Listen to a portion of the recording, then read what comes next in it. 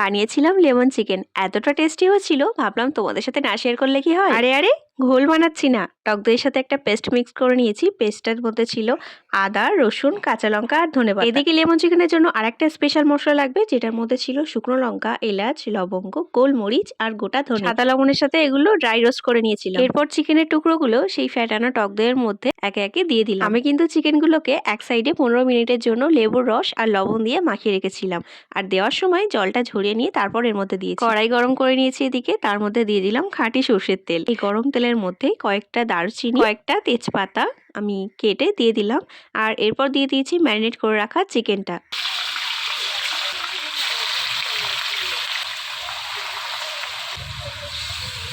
চিকেনটা ভালো মতো কষানো হয়ে গেছে, আর বেশ অনেকটা পরিমাণ জলও বেরিয়ে গেছে, যেহেতু ওটার মধ্যে লেবু দেওয়া ছিল, লবণ দেওয়া ছিল। আমার পাশে আমার মিনি ভার্সনটা বসে আছে, ও আমার সাথে ভয়েস ওভার দিচ্ছে। কিন্তু তারপর এর মধ্যে দিয়ে দিলাম একটু হলুদ। গাছ থেকে ফ্রেশ কয়েকটা লেবু পাতা তুলে এনে দিয়ে দিলাম, আর দিয়ে দিলাম কয়েকটা চেরা কাঁচা লঙ্কা। যে স্পেশাল মশলাটা ড্রাই রোস্ট করে মিক্সিতে গুঁড়িয়ে রেখেছিলাম, সেটা ওই টাইমে দিয়ে দিলাম। এরপর নামানোর আগে দিয়েছি একটু লেমন জেস্ট, লেবুর গায়ের খোসাটা হয় পাতি বাংলা ভাষায়। একটু কর্নফ্লাওয়ার গুলিয়ে নিয়েছি বাটির মধ্যে জলের সাথে মিশিয়ে, তারপর সেটাও এর মধ্যে দিয়ে দিলাম। রান্নাটাতে লাস্ট ফিনিশিং টাচ দিয়েছিলাম লেবুর রস দিয়ে।